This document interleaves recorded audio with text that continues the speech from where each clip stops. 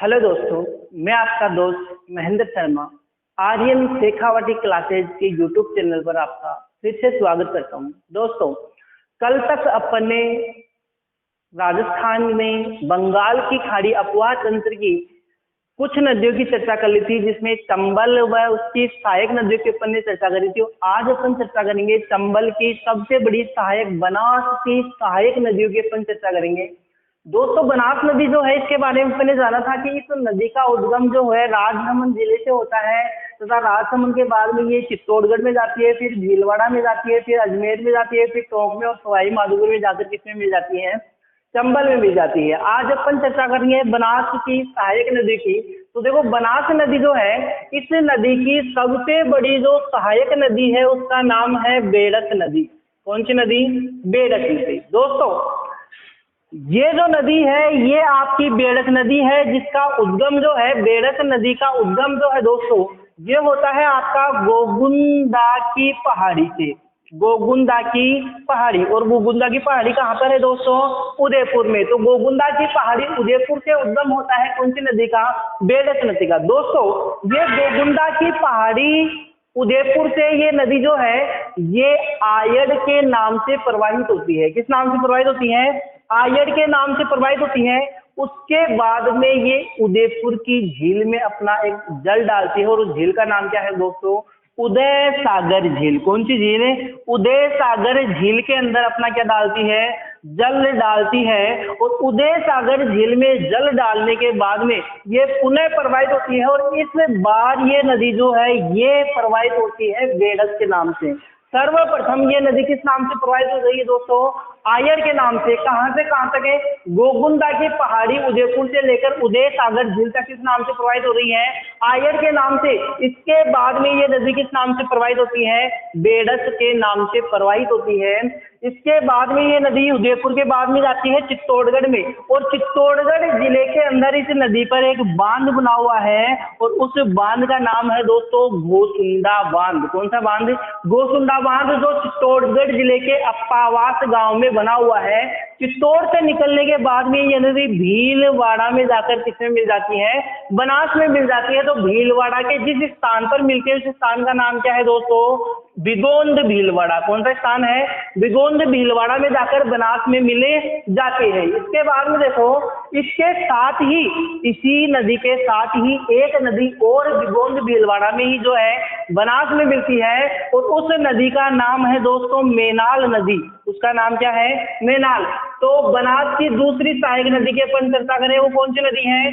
मेनाल नदी। मेनाल जो नदी है, इस नदी का उद्गम होता है चित्तौड़गढ़ जिले से। कहां से होता है उद्गम? है चित्तौड़गढ़ जिले से इसका उद्गम होता है, और चित्तौड़गढ़ में होता है इसका उद्गम बेगू तहसील से। कौन सी तहसील से होता है? बेगू तहसील से इसका उद्गम होता है। तथा जिस स्थान से होता है उस स्थान का नाम क्या है दोस्तों? मांडल की पहाड़ी। कौन सी पहाड़ी? मांडल की पहाड़ी से इसका उद्गम होता है मेनाल नदी का। और ये नदी जो है चित्तौड़गढ़ के बाद में भीलवाड़ा में जाती है, तथा बेड़क नदी के साथ बिगोंद भीलवाड़ा में जाकर किसमें मिल जाती है? बनास में मिल जाती है। तो दोस्तों, बिगोंद भीलवाड़ा में बनास नदी का पहला त्रिवेणी संगम बनता है। त्रिवेणी संगम का मतलब है तीन नदियां एक साथ आकर मिलती हैं, बनास, बेड़क और मेनाल नदी। इसके बाद में देखो दोस्तों, बनास इस बेड़क की एक सहायक नदी है जिसका नाम है आपका गंभीरी नदी। बेड़क की सहायक कौन सी है? गंभीरी नदी। और गंभीरी नदी जो है, इस नदी का उद्गम होता है जायद गांव की पहाड़ी मध्य प्रदेश से। कहां से उद्गम होता है? जायद गांव की पहाड़ी मध्य प्रदेश से इसका उद्गम होता है। मध्य प्रदेश के बाद में ये नदी जो है चित्तौड़गढ़ में आकर किसमें मिल जाती है? बेड़क में मिल जाती है। और जिस स्थान पर मिलती है उस स्थान पर राजस्थान का सर्वाधिक गौरवशाली दुर्ग, कौन सा दुर्ग स्थित है दोस्तों? चित्तौड़गढ़ दुर्ग। उसके बाद में देखो, इसकी अगली जो सहायक नदी है, बनास की अगली जो सहायक नदी है उसका नाम है कोठारी नदी। कौन सी नदी है? कोठारी नदी। कोठारी नदी जो है, इस नदी का उद्गम दोस्तों राजसमंद जिले से होता है। उद्गम कहाँ से होता है? राजसमंद जिले से। राजसमंद जिले में जिस स्थान से होता है उस स्थान का नाम है दोस्तों दिवेर की पहाड़ी। कौन सी पहाड़ी? दिवेर की पहाड़ी। राजसमंद से कोठारी नदी का उद्गम होता है। राजसमंद के बाद में ये नदी जो है भीलवाड़ा में जाकर जो है किसमें मिल जाती है दोस्तों? बनास में मिल जाती है। कहाँ पर? भीलवाड़ा में जाकर बनास में मिले जाती है। दोस्तों इसे नदी के ऊपर भीलवाड़ा जिले के अंदर एक बांध बना हुआ है। उस बांध का नाम क्या है दोस्तों? मेजा बांध। कौन सा बांध है? मेजा बांध। कौन सी नदी के किनारे स्थित है? कोठारी नदी पर स्थित है। और इस मेजा बांध के पास ही, इस भीलवाड़ा जिले में ही इस नदी के पास एक पार्क बना हुआ है। उसका नाम क्या है दोस्तों? Green mount park. कौन सा पार्क है? ग्रीन माउंट पार्क स्थित है। कोठारी नदी जो है, इस नदी के किनारे भीलवाड़ा में एक सभ्यता भी विकसित हुई और वो सभ्यता कौन सी है दोस्तों? बागोर सभ्यता। कौन सी सभ्यता? बागोर सभ्यता। कौन सी नदी के किनारे विकसित हुई दोस्तों?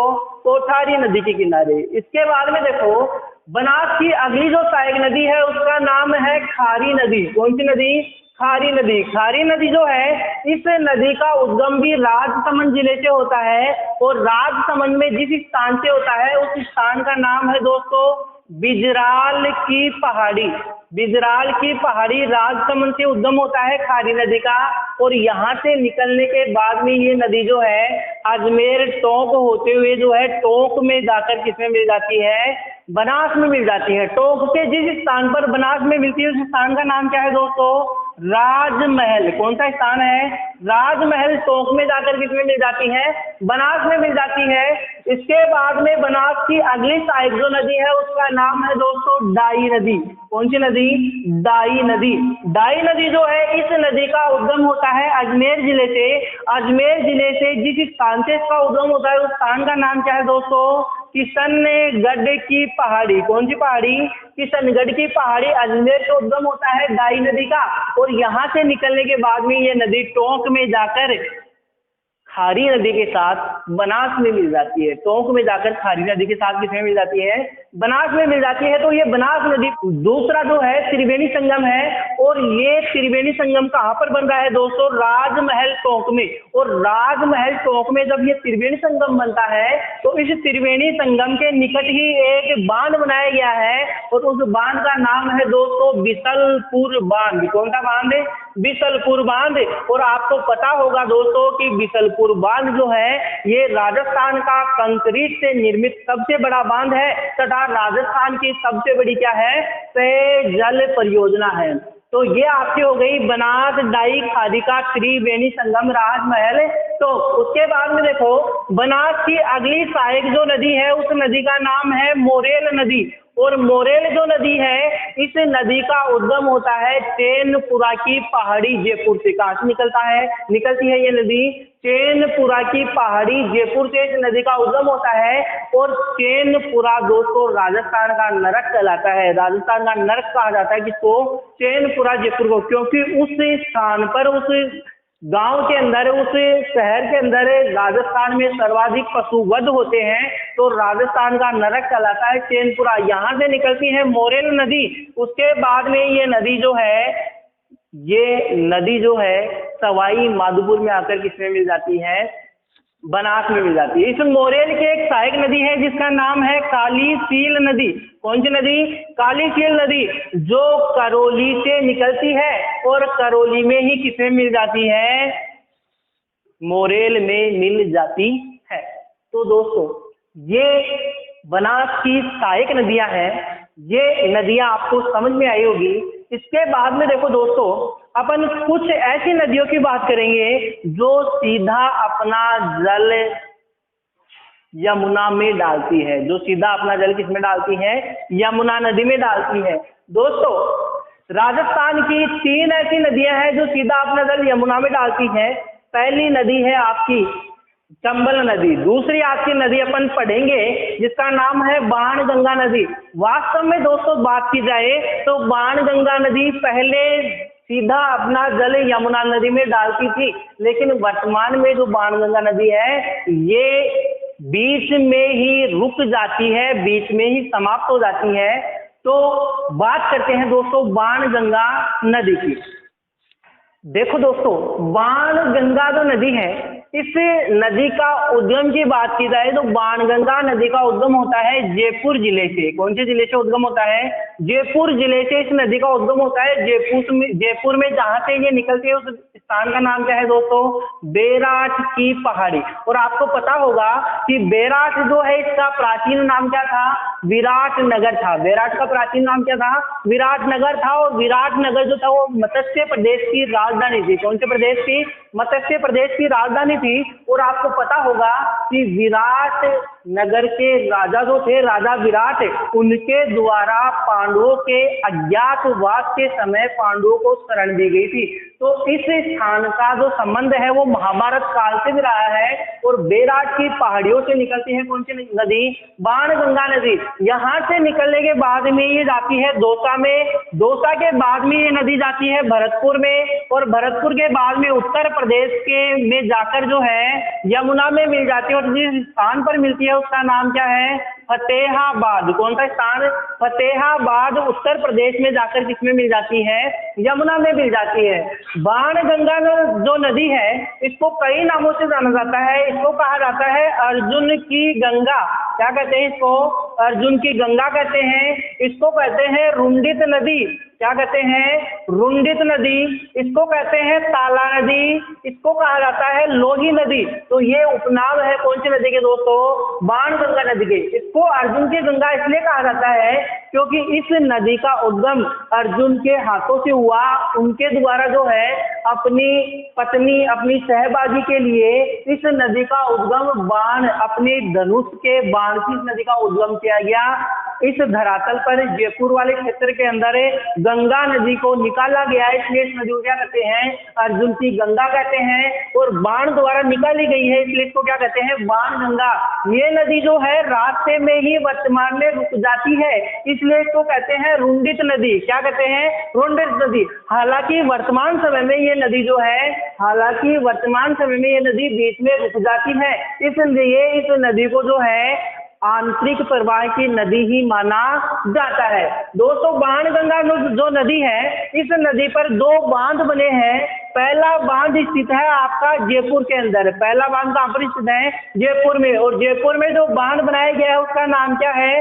रामगढ़ बांध। कौन सा बांध? रामगढ़ बांध। तो रामगढ़ बांध जयपुर में है। इसके अलावा इस पर एक बांध बनाया है भरतपुर में। और भरतपुर में जो बांध बनाया है उसका नाम क्या है?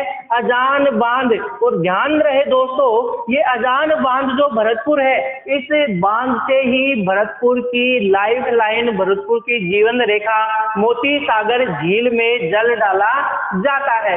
बाणगंगा जो नदी है इस नदी के किनारे एक पुरातात्विक स्थल भी जो है स्थित है। और उसका नाम क्या है दोस्तों? बेराट। कौन सी सभ्यता है इसके किनारे? बेराट सभ्यता इस नदी के किनारे ही क्या है? विकसित हुई। कौन सी नदी के किनारे? बाणगंगा नदी के किनारे। बाणगंगा जो नदी है इसकी पहले जो लंबाई थी वो थी 380 किलोमीटर। कितनी थी? 380 किलोमीटर। लेकिन वर्तमान में 240 किलोमीटर ही जो है प्रवाहित होती है, इसलिए इसको जो है आंतरिक प्रवाह की नदी वर्तमान में माना जाता है। पहले ये नदी जो है बंगाल की खाड़ी तक अपना जल डालती थी। किसके माध्यम से? यमुना नदी के माध्यम से। तो दोस्तों, बाणगंगा नदी राजस्थान की चंबल के बाद दूसरी नदी है जो सीधा अपना जल यमुना में डालती थी, लेकिन वर्तमान में ये क्या हो जाती है? बीच में ही रुक जाती है, बीच में ही विलुप्त हो जाती है। इसलिए इसको क्या कहते हैं? रुंडित नदी के नाम से भी जाना जाता है। इसके अलावा देखो, दो नदियां अपने देख ली, चंबल और बाणगंगा। इसके अलावा तीसरी राजस्थान की जो नदी है जो सीधा अपना जल यमुना में डालती है, उस नदी का नाम है दोस्तों गंभीर नदी। कौन सी नदी? गंभीर नदी। और गंभीर जो नदी है इस नदी का उद्गम करौली जिले से होता है। उद्गम कौन से जिले से होता है? करौली जिले से होता है। करौली जिले में जिस स्थान से होता है उस स्थान का नाम क्या है दोस्तों? हुरडा ग्राम, कौन सा गांव है? हुरडा गांव करौली से इस नदी का उद्गम होता है और यहाँ से निकलने के बाद में ये नदी जो है भरतपुर धौलपुर होते हुए उत्तर प्रदेश में जाती है और उत्तर प्रदेश में जाकर यमुना में मिल जाती है। और उत्तर प्रदेश के कौन से स्थान पर दोस्तों? मैनपुरी नामक स्थान पर जो है यमुना में मिल जाती है। इस नदी की एक सहायक नदी है जिसका नाम क्या है दोस्तों? पार्वती नदी। कौन सी नदी? पार्वती नदी। दोस्तों पार्वती नाम से दो नदियां हैं, एक तो पार्वती सहायक है गंभीर की और एक पार्वती सहायक है आपकी चंबल की। तो ये पार्वती जो नदी अपन पढ़ रहे हैं वो चंबल की सहायक नदी है और गंभीर और गंभीरी भी दो अलग अलग नदियां हैं। गंभीर नदी जो है ये तो यमुना में जल डालती है और गंभीरी नदी जो है बेड़ज की सहायक है। गंभीरी नदी किसकी सहायक है? बेड़ज की सहायक है। तो पार्वती नदी जो है इस नदी का उद्गम करौली से होता है और करौली में ही जाकर किसमें मिल जाती है? गंभीर में मिले जाती है। दोस्तों आपको पता होगा कि पार्वती नदी जो है इस नदी पर ही राजस्थान का मिट्टी से निर्मित सबसे बड़ा बांध पाटना बांध स्थित है। कौन सा बांध? पाटना बांध। जो बांध अमेरिका के सहयोग से बनाया गया वो मिट्टी से निर्मित सबसे बड़ा बांध कौन सी नदी पर स्थित है? पार्वती नदी पर। और ध्यान रहे कि पार्वती नदी पर जो ये बांध बनाया गया है ये बांध पार्वती नदी में 5 नदियां आकर मिलती है। उन नदियों के बाद में इस बांध का निर्माण किया गया है। वो 5 नदियां कौन कौन सी हैं? उनका नाम है दोस्तों अट्टा, माची, बोरखेड़ा, भद्रावती और भैंसावट। अट्टा, माची, बोरखेड़ा, भद्रावती और भैंसावट ये सहायक नदियां हैं किसकी दोस्तों? पार्वती नदी की। तो पार्वती नदी में ये जब 5 नदियां मिल जाती है तो इसके बाद में बांध आता है पाटना बांध जो मिट्टी से निर्मित राजस्थान का सबसे बड़ा बांध है। दोस्तों मैंने आपको जो राजस्थान का अफवाह तंत्र टॉपिक शुरू किया है उसमें पहला जो पार्ट था राजस्थान की नदियां वो आज अपना कंप्लीट हो गया है। कल से अपन बात करेंगे राजस्थान की झीलों की जो अफवाह तंत्र में पढ़ी जाती है। तो राजस्थान की झीलों के बारे में अपन चर्चा करेंगे। आशा करता हूं कि मेरे द्वारा जो नदियां आपको बताई गई हैं वो अच्छी तरीके से समझ में आएंगी। दोस्तों वीडियो को बार बार रिपीट करके आप देखें तो पूरी की पूरी नदियां आपकी जो है राजस्थान की क्लियर हो जाएंगी। और रिपीट करने के साथ साथ मेरे इस चैनल को लाइक करें, शेयर करें, सब्सक्राइब करें और दोस्तों बेल आइकन को दबाना ना भूलें क्योंकि अगले वीडियो का नोटिफिकेशन जो है आपके लिए महत्वपूर्ण रहेगा। धन्यवाद दोस्तों।